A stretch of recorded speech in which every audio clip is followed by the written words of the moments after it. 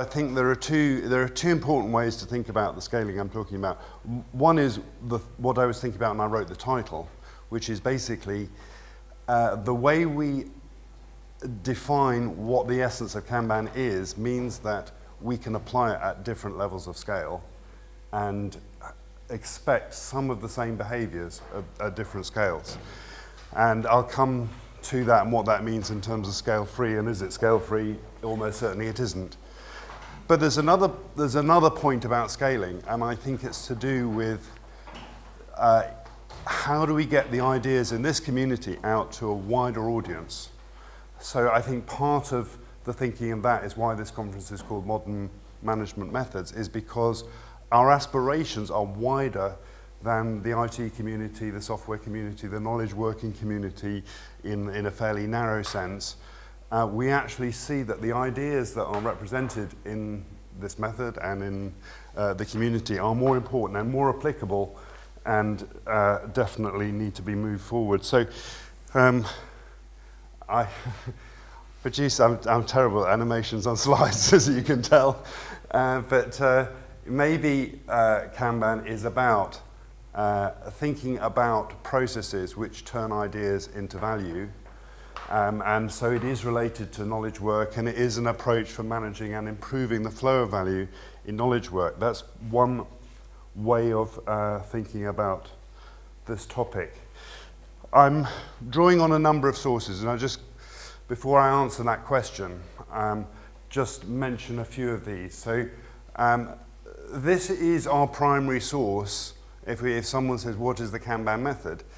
We go to David's book and say, here, read this. This is what it's about. Actually, David's book doesn't contain a summary of what the Kanban method is. It contains lots of ideas which are relevant to that exposition. But some of the summaries, and you got one in your bag when you came into the conference, some of the summaries of what we say Kanban is are like this, and they were developed after the book. I felt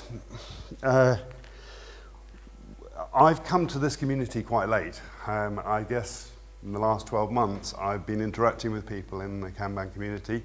Before that, what I knew about Kanban, and indeed what I'd used of Kanban, came primarily from two sources. One is the critics of the Kanban method, and the second is vendors of Kanban tools. And what I would say, when you're trying to learn a method or you're trying to understand what a community is talking about, don't go first to the critics of that community, and secondly, don't try and learn it from the tools, right? So that's where most people get what they know about Kanban from, is from critics and from the tool vendors, right? So I work for a tool vendor. I'm I've been involved with tools for many years. And so I'm not criticizing tool vendors. It's just, that's not where we should get the essence of the ideas from. So where do we get the essence of the ideas from? Well, sure, there's stuff which comes from the lean community and from manufacturing and from Toyota in particular. There's David's book, there's Jim Benson's book on personal Kanban. I think those are crucial sources, and they're the main ones that I'm using to try and solve this. So really, when we ask the question, what is Kanban, it's actually three questions, isn't it? There's what is a Kanban, and thanks to John Jagger's presentation yesterday and his game this afternoon, perhaps, in pointing out that our Kanban boards don't actually have Kanbans on for the most part. And that's perhaps a signal. But if we ask what is a Kanban, well, it's a visual signal.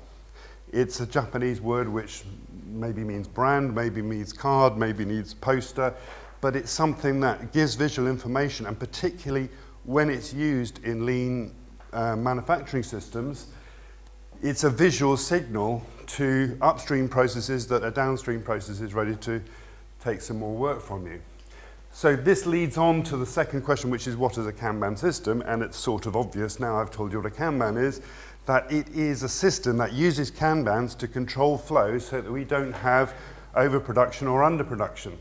So we say, yeah, that's what a Kanban system is. But we're still left with what's the essence of the ideas that this community is trying to communicate? In other words, what is the Kanban method?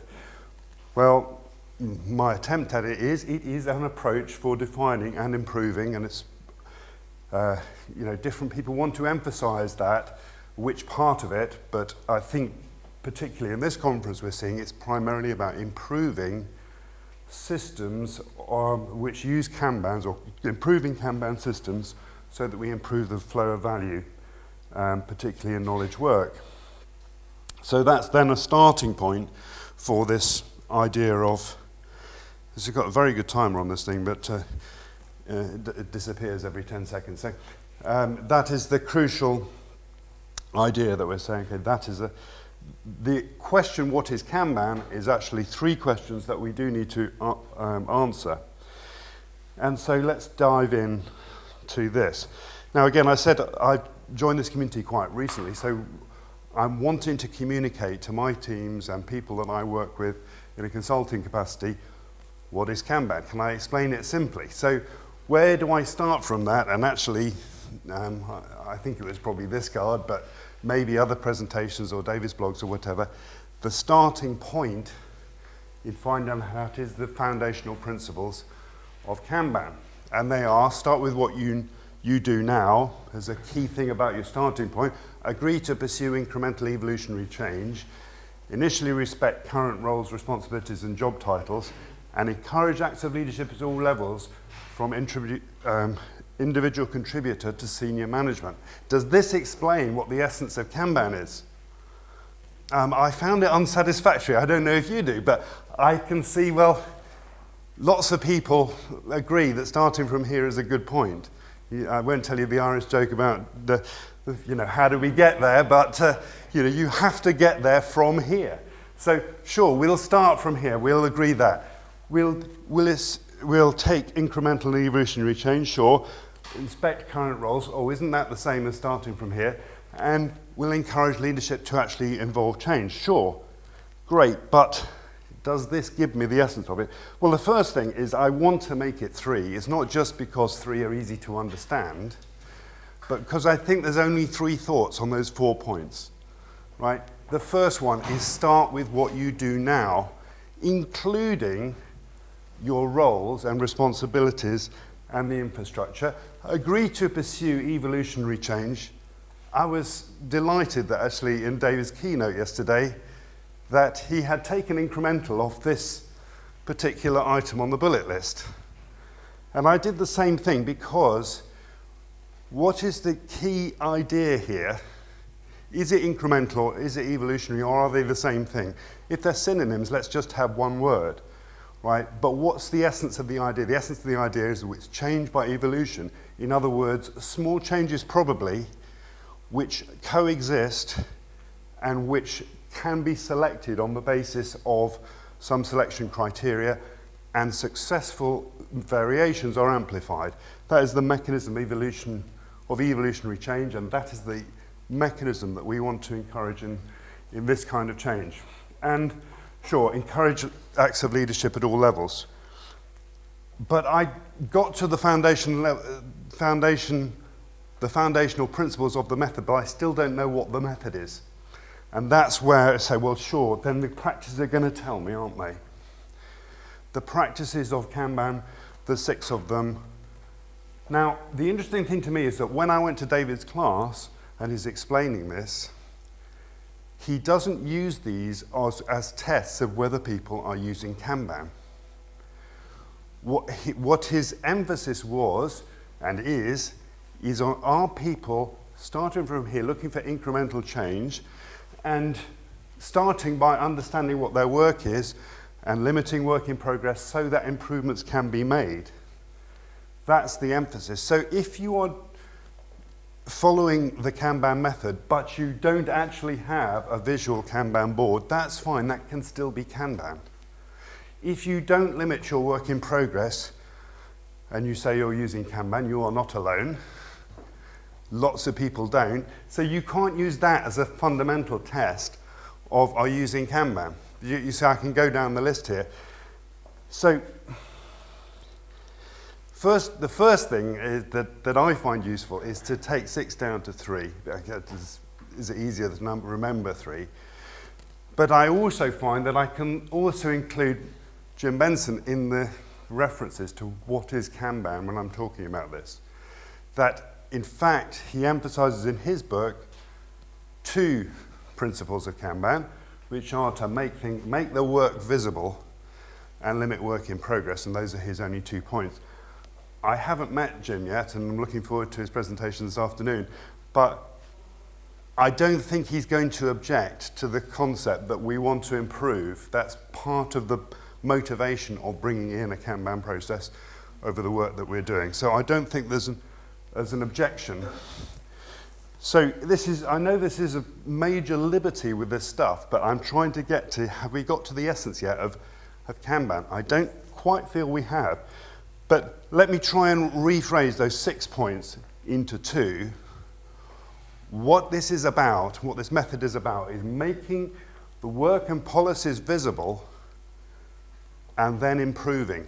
And improving by validated improvements. This is, again, we said it in the foundational principles, change based on evolution. In other words, allowing multiple changes, variations on what we're doing now, and having a selection criteria by we can find good ones to amplify and good ones to pass over and replace with better ideas. So those 2 summarize the practices of Kanban, and maybe just helpful headers for make your work and policies visible. And of course, one of your policies is how you limit work in progress. So, let's play Henrik Nyberg's game of writing names on cards. If you haven't played that game, it's a good one to do. And people understand that multitasking, multiple switching between tasks is very inefficient, is very poor in terms of getting a good result. So, yeah, one of the policies that we're going to very early on is actually what is our policy about work in progress? Can we make that policy explicit, either by having Kanbans on our board or by having numbers in our columns so that we can see what our policy is, and also what our policy from moving one column to the next, and so on. So, I think I've covered what these things, and I've covered work in progress twice. Visibility is the key thing here, making what we're doing now visible, and what our policies are now visible, and then making validated improvements. And the other practices show us some specific ideas, suggestions for how we can improve these things. So, for example, that was meant to be a click. Limit work in progress. Well, it's in a sense, that's our policy, that we limit work in progress in certain areas, and we can make those explicit. When we're making improvements, we want to optimize work in progress. And that doesn't just mean reduce it, because it depends on the context and whether we're trying to actually get to the minimum, I nearly used the word cycle time, the minimum lead time for items going through, that we can actually do that by having a very, very small work in progress. And an item comes in, all the doctors and nurses come to this one patient and deal with that all the way through the process until they're in a stable condition. And that is, our work in progress limit may not be completely controllable in the A&E department, but at least that's our intention, that we deal with one thing because that is going to reduce our lead time for the work item. And so on, and managing flow and implementing the feedback mechanism so that we can actually see what is happening and we can get these validated improvements in there. So the whole thing is about this, improving collaboratively and evolving experimentally. So that's it. Have I got to the essence of Kanban? And unfortunately, I have to say again, I haven't really, not least because when I look at the 6 practices, which I've summarized here, the 6 practices are in a sense all optional, other than start from here and improve. There's got to be something else, and it's what's missing. So it was Augustin Villena who was doing a presentation in some other part of the world where I wasn't, who used this phrase, the lean flow paradigm. It's there in everything that people have been talking about this conference and in all the literature that the lean flow paradigm is where it comes to. Interestingly, and I'm grateful for David to actually referencing some of our conversations about this. He's been blogging recently about the Kanban lens. He's seeing work differently, seeing work as a mechanism through the Kanban lens or through lean flow paradigms to see work as flow. That is the other essence of what we're trying to communicate in terms of telling people how to adopt this process. So see work as flow, and we can draw on all that literature and all that experience of lean systems and flow systems and pull systems, etc. Start from here and evolve and change your process continually by making the working policies explicit and making validated improvements. This is my Twitter version, and the challenge of this presentation, of course, is to tweet in 140 characters, preferably including LKUK13 and attendee Carmichael. And can you get a better summary of what is the essence of Kanban? Now, of course, I promised to talk about scaling, and I did at the beginning, and I don't have time now. There are two key mechanisms of scaling in Kanban, one of which you'll see in the vendors, which I call scale-free, and one of which you'll see in David Anderson's blogs about scaling by not scaling, dealing with a community of Kanban using services and organizations as a service orientation concept which needs to be balanced. This approach of the scale-free is just really to see that there are at least three levels at which we're doing. This is where Jim Benson's book is focused. This is probably where the Blue Book is focused, and now we're seeing some presentations this week as well about the portfolio and the organization, where the same concepts are being applied, but the unit of flow is different. The minimum, here it's the project or the epic or whatever. The scale is months. Here it's the story or the requirement, and the time scale is days. And at the personal level, and we are, the organization that I'm working at, we are trying actually to see in different parts of different individuals are using personal Kanbans. We have Kanbans for the main teams, and we have a portfolio one for dealing with what the next work we do. It's sort of natural, and we can apply the same principles. But have we got to the essence of it? And the idea is, can we get this out as a message that is more generally shareable? Because we come under criticism because we don't address some of the things that people are just needing when the first time they use Kanban. And so I'm hoping out of this we'll get more summary of the simple, the basic, the understanding of what is the essence of Kanban, and that is very important, not just to scaling on the marketing side, but scaling across organizations that can use this in management. So I think I'm out of time, and just about made it in 25 minutes. So are there any questions before we then have some lunch, or perhaps some comments or better summaries? Yeah. In your own work, have you been primarily applying the method to your own organisation initially?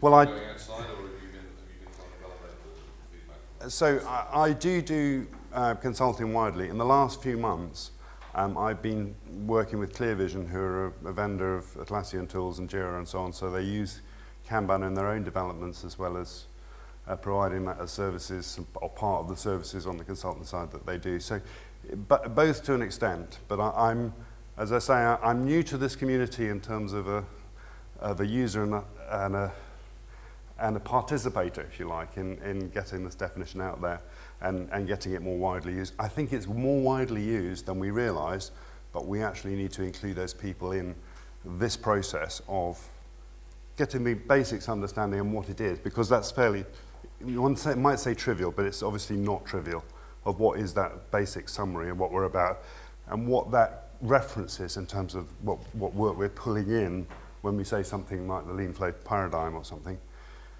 So, sorry, I wasn't... I was looking for the essence of the motivation to do this.